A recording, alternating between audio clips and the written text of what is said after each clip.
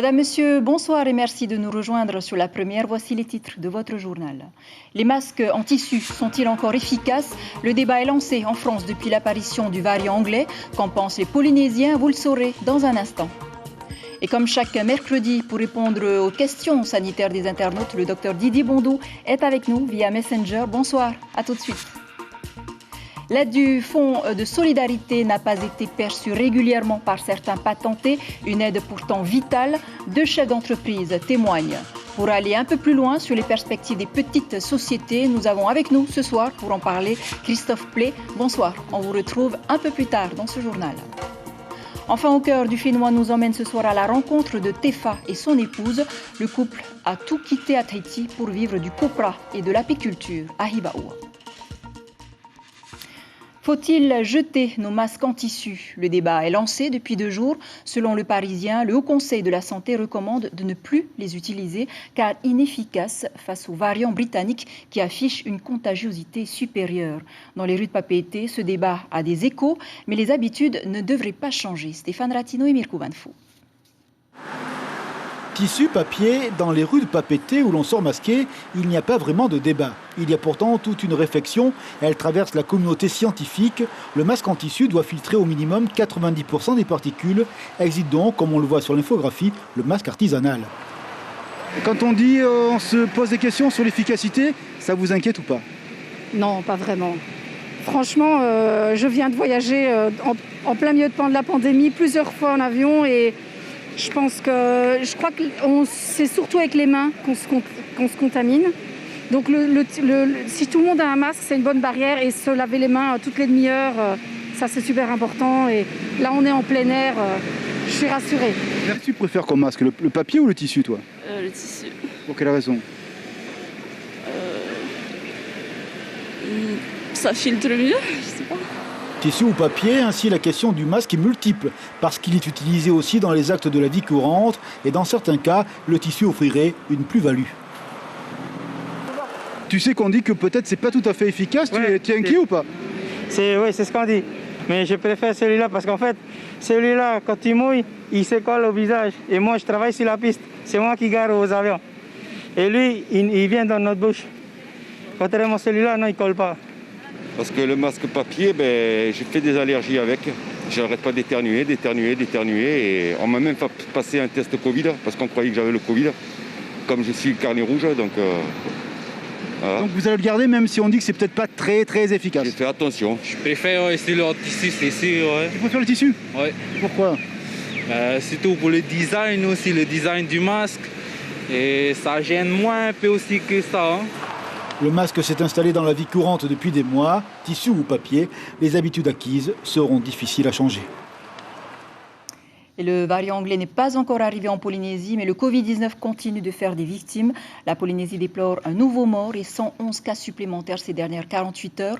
Au total, 128 décès donc. Une bonne nouvelle malgré tout, le nombre d'hospitalisations a beaucoup baissé, 25, dont 12 seulement aujourd'hui en réanimation.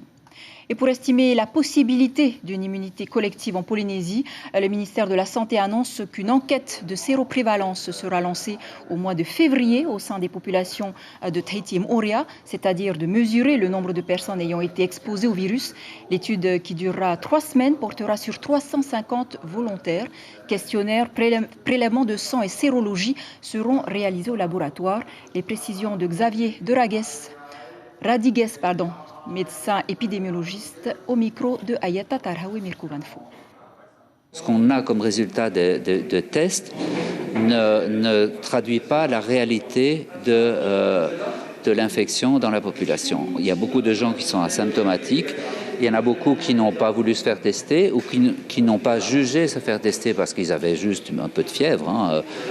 Ça peut arriver à n'importe qui de faire une petite fièvre et de se dire, bon ben voilà, ça passe, quoi. Et on se va tester. Et cette proportion-là, elle est probablement élevée par rapport à ce qu'on connaît comme personnes qui ont été infectées par le virus ici en Polynésie. Voilà, les résultats de l'enquête seront connus au mois d'avril. Docteur Didier Bondou, merci d'être avec nous via Messenger. On sera un peu plus court ce soir. Une question générale tout d'abord. Le Conseil des ministres de ce mercredi a annoncé que l'école des infirmières Mathilde Frébeau suspend les inscriptions des futurs étudiants pour une durée de 3 ans pour des raisons de travaux. Est-ce bien opportun en pleine crise sanitaire ? Opportun, probablement pas, mais est-ce qu'ils ont le choix? C'est toute la question. Je pense que s'ils l'ont décidé, je pense que c'est contre mauvais sorti de bon cœur et qu'ils n'avaient pas trop le choix de pouvoir faire autrement. Mais c'est vrai que c'est quand même dramatique. Alors venons aux questions des internautes maintenant. Marc qui demande, certains sites parlent de décès liés au vaccin. C'est inquiétant. A-t-on plus d'informations? Tout d'abord, ça va être très très compliqué de pouvoir faire le lien entre la vaccination et le décès du patient. Il faut bien voir qu'actuellement, dans la plupart des pays du monde, la campagne de vaccination intéresse des personnes âgées, voire très âgées. Donc on connaît les risques inhérents au vaccin, qui peuvent aller de la fièvre quelques jours, voire des nausées, qui sur des personnes à risque ou très à risque, forcément, il peut y avoir des conséquences. Et de là à lier les décès systématiquement au vaccin, c'est un petit peu compliqué, raccourci. C'est une question qu'on vous a déjà posée. Alors Tiana demande à nouveau, le vaccin protège-t-il aussi du variant ou juste du premier virus de la Covid ? Alors, les spécialistes et les chercheurs des laboratoires nous indiquent quand même qu'a priori sur le variant anglais, le vaccin aurait toute la protection qu'il a sur le Covid actuel. Par contre, ils sont beaucoup plus suspicieux et inquiets vis-à-vis du variant d'Afrique du Sud, qui lui aurait peut-être des mutations, des choses plus importantes qui feraient que le vaccin actuel serait peut-être beaucoup moins protecteur. À Titaïna, il y a du retard d'arrivage en France pour les vaccins. Y aura-t-il suffisamment pour tout le monde à Tahiti ? C'est la grande question, c'est mondial. C'est vrai que délivrer autant de vaccins à l'échelle de la planète, ça paraît quand même un sacré challenge. En tout cas, les autorités locales font le maximum pour pouvoir vacciner tout le monde dans un laps de temps le plus court possible, avec les différentes phases de vaccination qui sont bien connues, et puis inhérents également aux futurs nouveaux vaccins qui devra arriver courant mars ou avril, le vaccin Moderna qui sera probablement plus facile d'utilisation dans les îles. Docteur Didier Bondou, merci beaucoup d'avoir répondu à nos questions. On vous retrouve donc mercredi prochain. Merci, bonsoir. Et l'économie du pays va toujours mal. En 2020, l'État a permis aux entreprises de moins de 50 salariés de traverser cette crise via le Fonds de solidarité, soit à 6,7 milliards de francs. Mais les toutes petites entreprises et patentées ne touchent que 178 000 francs mensuels. Pour elles, la question de survie est posée, surtout pour celles qui ne l'ont pas touché régulièrement. Nicolas Suir et Hubert Liao. Tepoua, couturière depuis 15 ans, a perdu plus de 50% de son chiffre d'affaires à cause de la crise de la Covid. Aujourd'hui, on lui passe 2 à 3 commandes par mois seulement. Heureusement, elle bénéficie de l'aide de l'État via le Fonds de solidarité. Mais elle ne l'a pas toujours touché. Elle a dû acquérir une spécialité sur le papier, du moins, car couturière n'était pas sur la liste de l'État. Elle est devenue designer. J'ai perçu l'aide depuis mars, avril, mai, juin.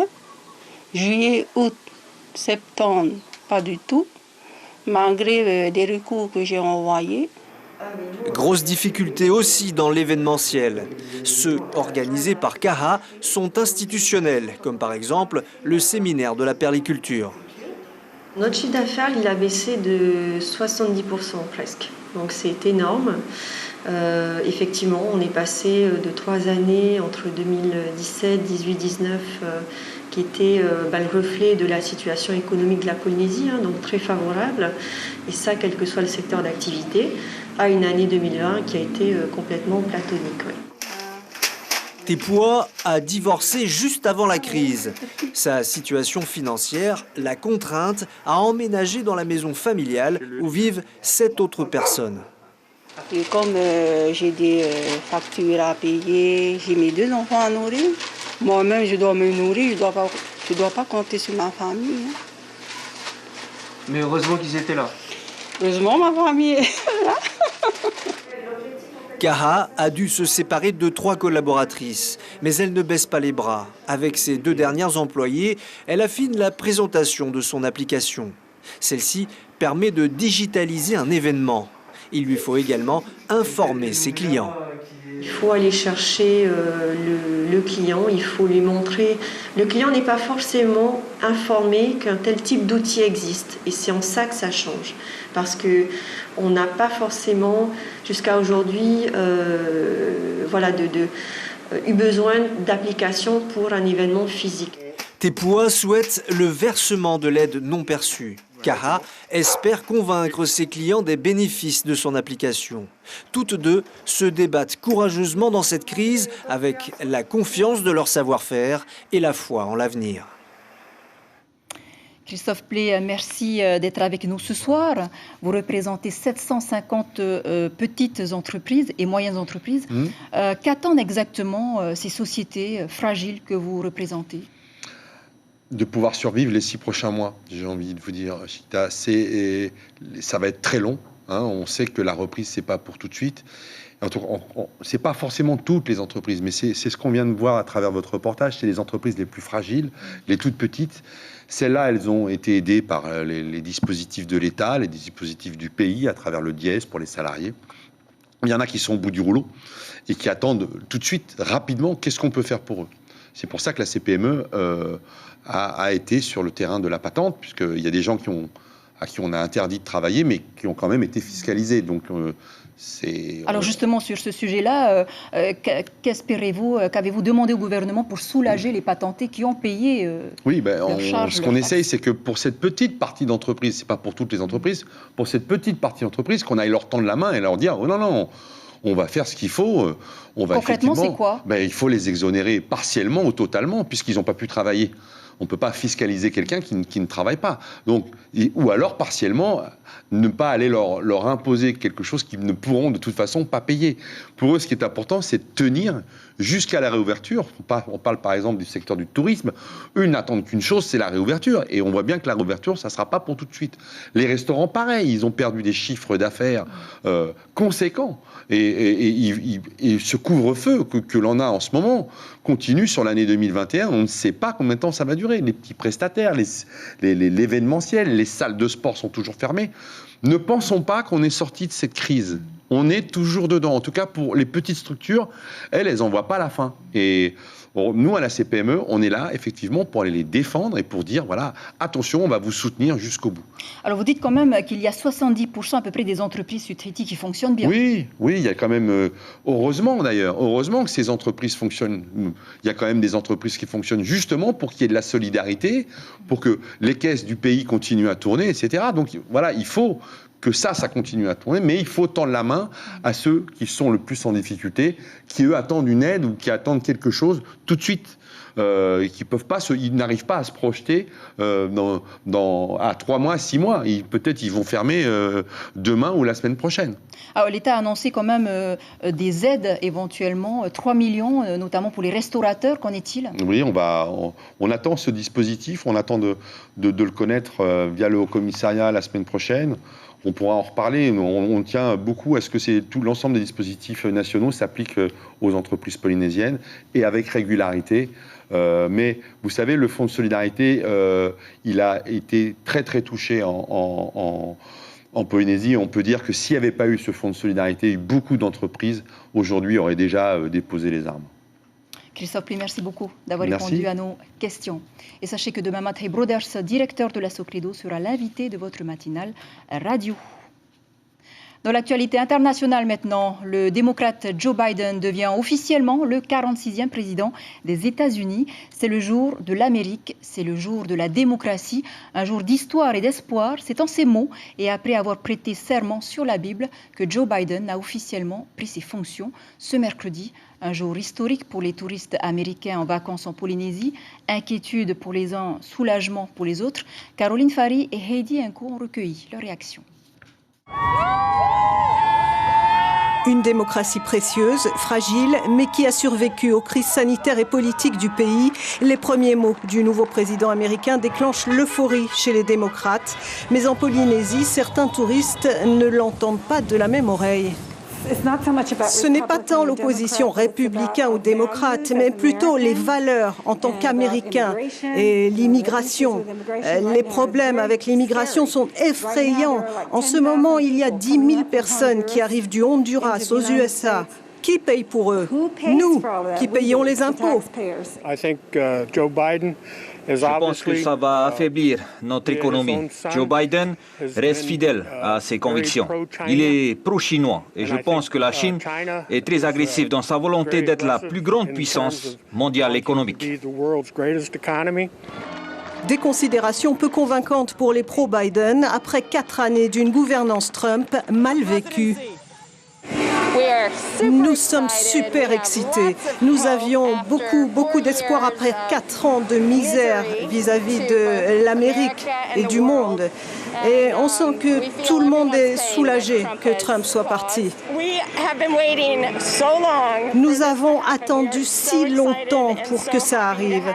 Nous sommes tellement excités et heureux d'avoir du changement. Ça a été 4 ans horribles. Et nous espérons que Trump ira en prison très prochainement. Qu'est-ce qui va changer selon vous? Tout. Les Polynésiens, loin de la politique américaine, semblent pourtant apprécier le changement. Je pense que c'est mieux avec Biden parce que là c'est un nouveau président et je crois qu'il peut gérer les affaires américaines. Voilà. Trump, non? Hein? Et Trump, non? Ah, Trump, non, il est vigueur là. Non, parce que là il est en train de chercher la main en Amérique. Hein. Pour l'instant, je vois que c'est un homme bien, qu'il fait les choses parfaitement bien. Et Trump fait que des choses mal. Il faisait que des choses mal. Il faisait que des choses du mauvais côté. Dans son discours, Joe Biden a appelé à l'unité face à l'extrémisme politique, un défi de taille dans un pays profondément divisé. Retour au Fénois, un mot de sport ou comment les sportifs s'occupent mercredi après-midi. Le stade Banbridge a été pris d'assaut. En plus des nombreux habitués, le stade accueille l'AS Central Sport Football depuis la rentrée. L'occasion pour 200 élèves de poursuivre leur formation avec leurs amis et de profiter pleinement des installations et toujours dans le respect des règles sanitaires en vigueur. Ce qui est parfois difficile à mettre en œuvre sur le terrain, ce sont les jeunes qui en parlent le mieux. Ils sont au micro de Mourad Noura et Heidi Enko. La reprise s'organise en fonction de ce que la fédération va nous imposer. Bon, pour l'instant, de ce qui s'est passé auparavant, et la reprise a été à tous les niveaux. Donc, je m'explique, au niveau de la Ligue 1, de la Ligue 2 et des 6 catégories jeunes. Avant l'entraînement, on prend la température là, à l'entrée, et après, fini l'entraînement, on va se laver les mains là-bas.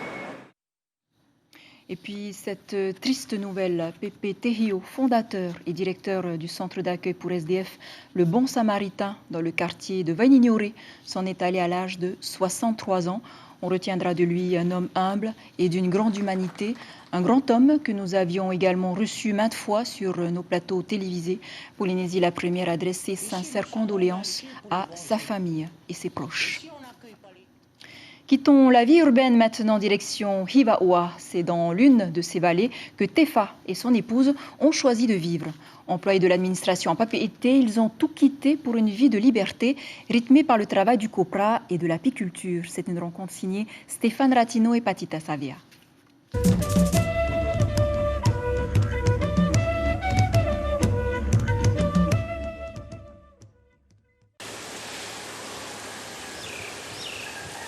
Si le temps paraît arrêté, il faut se méfier des évidences.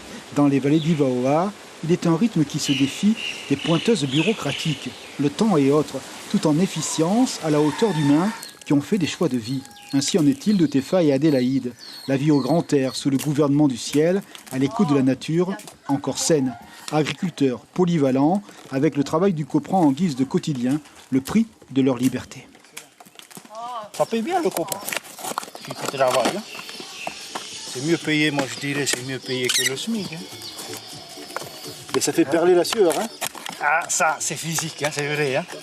Après des études supérieures, ils ont eu la vie rangée, le quotidien salarié. Mais l'appel de la terre, ce magnétisme qu'on ne saurait dire, a résonné au plus profond de l'être. Revenir sur les terres de la famille, quitter Moorea pour elle, et se laisser emporter par la vallée, comme par un courant de vivre, en habiter les règles, la manière de saisir le passage des jours. Simplicité. l'humilité, parce que on nous dit souvent que les gens des vallées ont plus un savoir-vivre que les gens de la ville. C'est normal parce que nous, on vit comme ça, simplement. Vivre dans une vallée, une écriture particulière. Le travail, bien sûr, conditionné par la météo, mais il y a aussi les contraintes du lointain. À l'heure des palabres sur la place, les villageois évoquent souvent les adolescents partis au loin, à l'internat, à Tahiti pour les études supérieures, afin d'écrire leur propre chemin. Quand on vient du Copra, ils savent ce que c'est que le boulot. Et à Tahiti, à l'école, ils se reposent. Mon fils, quand il revient, il dit c'est pas des vacances, mais à Tahiti, c'est les vacances. Parce qu'ils étudient, ils se reposent.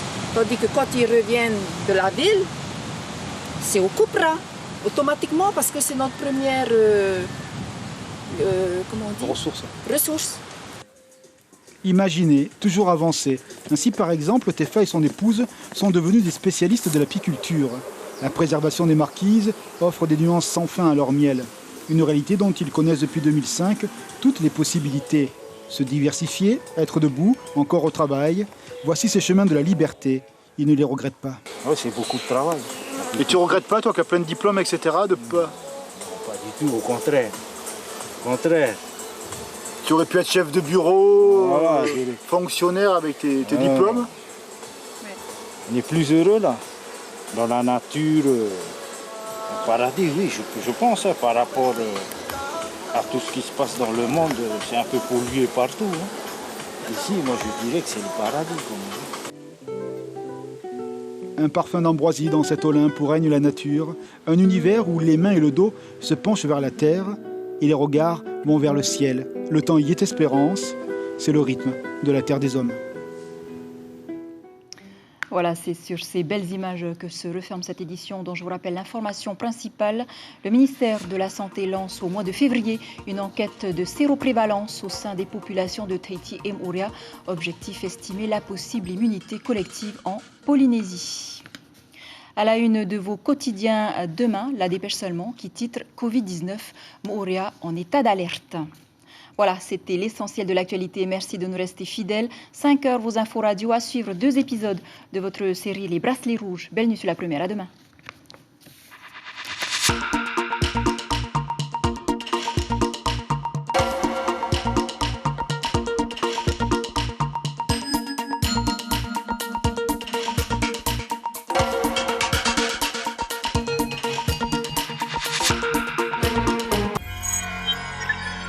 Retrouvez ce programme en replay sur notre site internet.